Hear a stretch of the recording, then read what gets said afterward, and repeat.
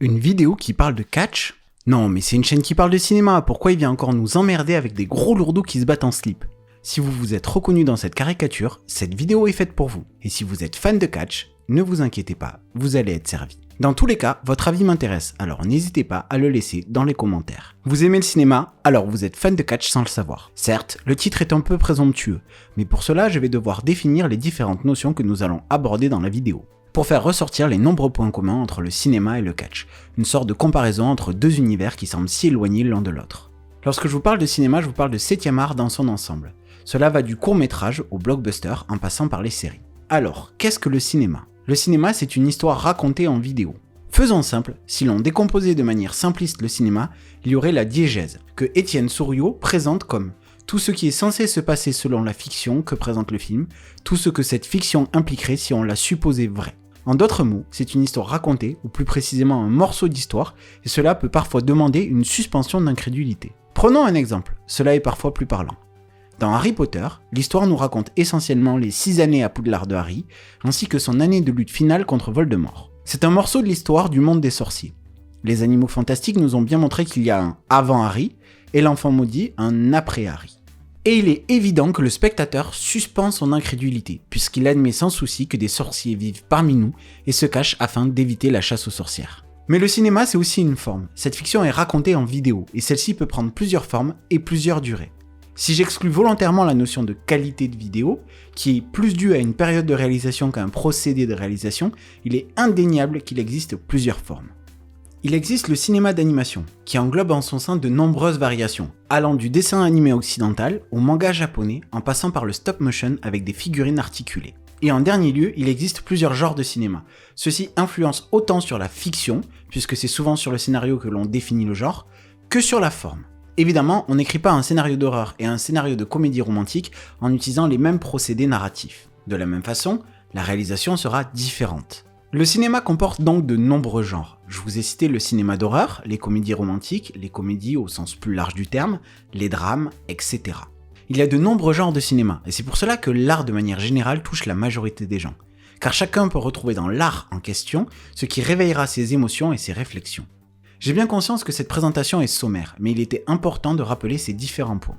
Qu'est-ce que le catch ? Le catch est un subtil mélange entre plusieurs disciplines sportives, le théâtre et le cinéma. Je m'explique, le catch est d'abord inspiré de la lutte, mais aujourd'hui nous pouvons retrouver de nombreux catcheurs issus de différents arts martiaux, comme le karaté ou le kickboxing par exemple. Que nous soyons fans de catch ou pas, cela est indéniable, le catch est un sport. Il demande de l'endurance, comme la plupart des sports, de l'explosivité ainsi qu'une grande force physique, afin de porter son propre poids, ou celui de son adversaire. Je vous disais que le catch c'est aussi du théâtre. Cette comparaison vient avant tout des promos. Le catcheur vient sur le ring et s'adresse directement au public. C'est une mécanique que l'on retrouve très souvent au théâtre. Que ce soit pour parler d'un événement passé, « Ouh là là, j'ai perdu mes clés, mais que vais-je faire ?» d'un événement futur. « Ma femme arrive et ma maîtresse n'est pas encore partie. Oh !» d'une hypothèse. « J'aurais peut-être dû mettre un préservatif, ça se trouve j'ai chopé une MST. » Bref, c'est un classique du théâtre, surtout lors d'un changement de scène ou en ouverture. Les catcheurs font exactement la même chose lorsqu'ils montent sur le ring pour faire une promo face au public. Ils cherchent à capter leur attention afin de les impliquer dans l'histoire qui se raconte. Que ce soit un événement passé. J'ai perdu mon match ce dimanche mais j'ai été arnaqué par l'arbitre. Que ce soit d'un événement futur. Je vais affronter le champion ce week-end et je remporterai le titre. Que ce soit une hypothèse ou une promesse. Je peux vous assurer que jamais Matt ne me trahira pour devenir le nouveau champion de la chaîne Junkie Palace. Le catch entre clairement dans cette catégorie d'art du spectacle. Les catcheurs jouent avec le public afin de les faire réagir, soit positivement, soit négativement, mais leur rôle est de ne pas les laisser indifférents. Venons-en au cinéma. Les points que je vais aborder ici vont juste être évoqués afin de mieux les développer ensuite. D'abord, le catch, c'est des histoires. Le catch a plusieurs décennies et existe dans plusieurs compagnies. Je vais donc m'appuyer sur un exemple basique mais parlant. Il s'agit de l'histoire entre deux catcheurs. Cela demande une suspension d'incrédulité. De nos jours, tout le monde sait que les combats sont préparés afin d'assurer le spectacle tout en protégeant les catcheurs d'éventuelles blessures. Mais pour apprécier le spectacle, il faut, comme évoqué pour le cinéma, admettre que tout ce qui se passe dans cette action est réaliste, et ce que cela impliquerait si c'était vrai. Et comme pour le cinéma, l'histoire racontée est fractionnée.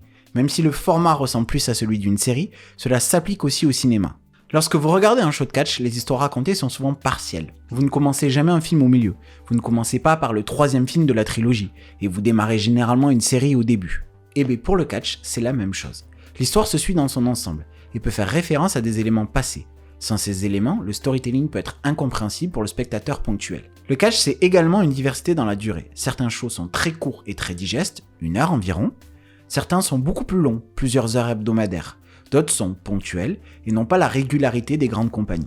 Il existe également plusieurs formes de catch. Cela peut paraître étrange pour un néophyte, mais il existe plusieurs types de catch. Il y a le catch connu du grand public, souvent associé à la WWE, très spectaculaire et emphatique. Il y a le catch extrême ou encore le comedy wrestling, pour ne citer que ces exemples-là. Enfin, pour finir sur ces points avant de les développer, le catch c'est aussi une affaire de culture et de situation géographique. Que peut-on raconter comme histoire dans le catch ? Si dans l'esprit commun, le catch c'est un gros balèze, qui dit à un autre gros balèze « c'est moi le plus fort !» et que le second lui dit « Non, c'est moi !» pour en venir à « D'accord, alors on fait la bagarre !» Ce n'est pas toujours le cas. Même si cela arrive et que cela peut être extrêmement bien fait, le catch peut et est souvent plus subtil que cela. Je vais m'appuyer sur des exemples de rivalités qui ont marqué l'histoire du catch. Mais si le nom est assez explicite, je vais définir ce qu'est une rivalité dans le monde du catch. Une rivalité est l'élément scénaristique entre deux catcheurs ou plus qui a pour but de créer de l'intérêt dans l'histoire racontée entre les deux catcheurs que l'on nomme storyline. Une rivalité dure généralement plusieurs semaines, mais certaines peuvent durer sur 1 année ou plus. Pour être plus précis, définissons ces deux termes. Les faces, que l'on peut naïvement appeler les gentils, sont ceux qui cherchent à s'attirer les faveurs de la foule et leur procurer un sentiment positif. A l'inverse, les heels, que l'on peut qualifier de méchants, sont ceux qui cherchent à faire réagir la foule négativement et à se faire huer. Cependant, ces notions sont des éléments narratifs de l'histoire. Ils sont rarement évoqués à l'écran, au même titre qu'un héros dit rarement « Je suis gentil, moi, aimez-moi » dans un film ou qu'un méchant se revendique ouvertement méchant. Les intentions et les actions suffisent aux spectateurs pour comprendre le rôle de chacun. Par contre, les catcheurs peuvent jouer de ces rôles. Un heel peut réclamer à la foule de l'acclamer, provoquant ainsi une huée de contestation. Les catcheurs ne sont pas cantonnés à un rôle de heel ou de face toute leur carrière. À de rares exceptions, ils changent de camp au moins une fois dans leur carrière, voire plusieurs fois. Comme au cinéma où certains acteurs peuvent jouer les deux rôles. Maintenant que l'on a défini la différence entre ces deux types de catcheurs, et bien qu'il existe certaines exceptions ou des subtilités, reprenons sur les rivalités. Une rivalité oppose généralement un face à un heel. Donc un gentil à un méchant. C'est assez évident afin que le public s'implique et il est indispensable qu'il puisse aisément choisir son camp.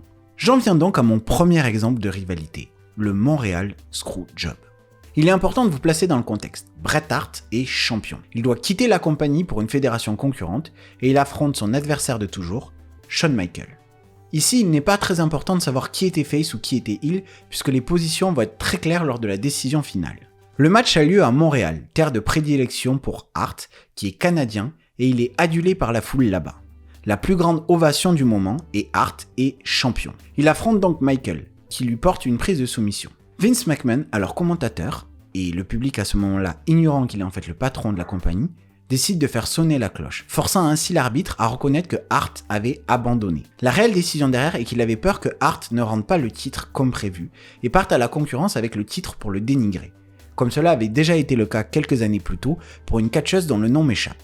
Ainsi, le titre restait bien la WWF, ancien nom de la WWE, et Vince McMahon a pu imposer à Bret Hart de perdre le match et le titre contre Shawn Michaels, chose que celui-ci avait catégoriquement refusée, d'autant plus à Montréal, face à son public. Pourquoi je vous raconte cela ? C'est que cet événement a amené à beaucoup de choses par la suite. Le public était vraiment dégoûté que leur héros perde, mais également de la manière dont cela s'est passé. Ainsi, Vince McMahon, désormais patron assumé de la compagnie, est devenu le plus gros heel de la fédération.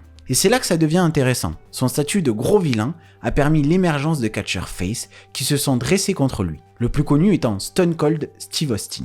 Maintenant que je vous ai pris un exemple parlant, transposons cela au monde du cinéma. Dans un film, le personnage principal a besoin d'un but. Prenons un exemple simple qui correspond bien au catch, un film de super-héros.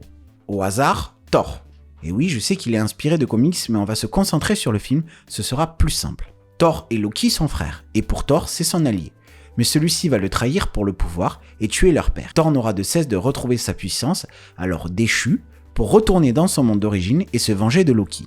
C'est un résumé très simple. Mais on y retrouve les éléments. Le traître, dans le film Thor, Loki, dans le catch, Vince McMahon. Le héros, Thor dans le film éponyme, et pour le catch, Steve Austin qui est là pour botter le cul du vilain. Le public veut voir Thor gagner, car il ne cautionne pas la traîtrise de Loki. Pour le catch, c'est pareil. Maintenant parlons de la méthode, je vais prendre un autre héros pour parler de cela, Deadpool. À savoir, il est arrogant, violent, et a le verbe aussi grossier que son humour. Mais qu'est-ce à dire que ceci? Ne serait-ce pas les mêmes particularités que notre catcheur, aka Stone Cold? Ah oui. Il est arrogant. Lors d'une de ses promos les plus populaires, il dit littéralement « Steve Austin va te botter le cul ». Il est violent, il frappe son patron, la femme de son patron, qui n'est pas catcheuse. Il a frappé les enfants de son patron. Et il a même porté une prise à Donald Trump. Bon, j'avoue que celle-là, elle fait particulièrement plaisir. Je regrette presque que cela soit scripté. Et il est grossier, il arrive sur le ring en faisant des doigts d'honneur à tout le monde et en buvant de la bière. Et c'est là l'une des particularités du catch, ces personnages atypiques. Les personnages. Le monde du cinéma nous a offert un panel de personnages variés,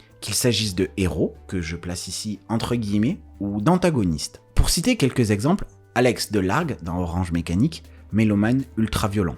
Doc dans Retour vers le futur, E.T. dans le film éponyme, Hannibal Lecter dans Le silence des agneaux, le tueur anthropophage, Jack Torrance dans Shining, l'homme isolé qui s'en prend à sa famille, Dark Vador dans Star Wars, pour ne citer que. D'ailleurs, n'hésitez pas à mettre dans les commentaires vos personnages de cinéma préférés, ça m'intéresse, et dites-moi pourquoi. Le cinéma et le catch utilisent tous les deux un procédé récurrent dans l'écriture des personnages, la présence d'un héros et de plusieurs antagonistes. Je m'explique, ce procédé que l'on retrouve surtout dans les comics consiste à donner un rôle primordial au héros et un rôle secondaire aux méchants. Cependant, les deux se nourrissent l'un de l'autre pour gagner en notoriété. Je vais prendre des exemples dans le cinéma. Il n'y aurait pas de Harry Potter célèbre et adulé sans le danger que représentent Voldemort et ses mange-morts. Batman serait un simple justicier sans le Joker, le Pingouin et ses autres antagonistes. Le surnom de l'adversité permet à notre héros de paraître plus fort, plus courageux, plus déterminé. Mais cette méthode marche aussi dans le sens inverse. Alors je parle ici en profane car je n'ai pas vu le dernier volet, mais dans les Avengers, nous avons une équipe de héros contre un méchant. Nous avons Thor, Iron Man, Hulk, Captain America,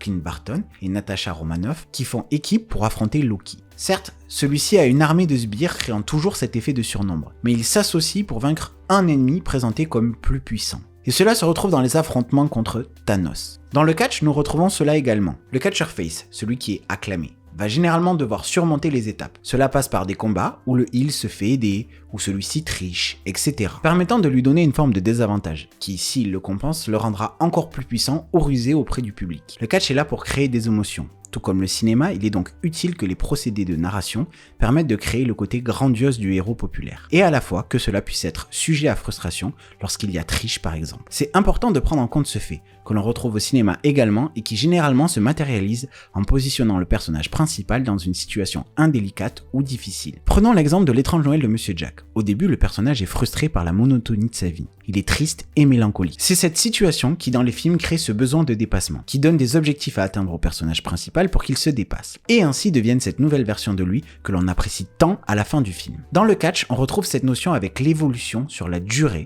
d'un catcheur. Il y a le cas typique de Daniel Bryan. Petit en taille, il n'était pas dans les gabarits standards du catch. Cependant, c'est un passionné qui bosse dur et qui aime ce qu'il fait. Et surtout, il est extrêmement talentueux au micro et sur le ring. Celui-ci est donc parti du bas de l'échelle, affrontant des gens qui ne sont pas considérés comme des gros noms, faisant des matchs qui tenaient plus de l'exhibition que du match que l'on veut absolument voir, montant petit à petit les échelons, enchaînant des victoires contre des noms de plus en plus gros, jusqu'à affronter le plus connu de tous, même des gens qui n'y connaissent rien en catch, John Cena.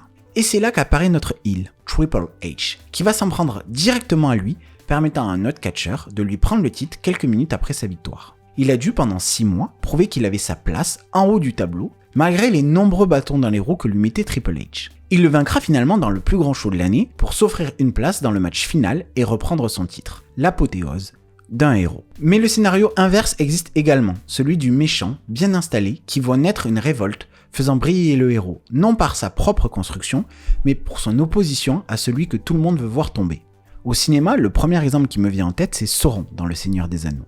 Sauron est le mal incarné. De fait, tous ceux qui s'opposeront à lui feront partie du camp du bien, et auront par procuration le soutien du public. Non pas car ils trouvent Pépin ou Sam incroyables, mais parce qu'ils incarnent la révolte contre Sauron. Dans le catch, cela fonctionne également comme cela. Reprenons l'exemple de Vince McMahon. Suite à la trahison sur Bret Hart lors du Montreal Screwjob, il est instantanément devenu l'homme le plus détesté de sa fédération. Le public le détestait. S'en vient donc un homme, Stone Cold.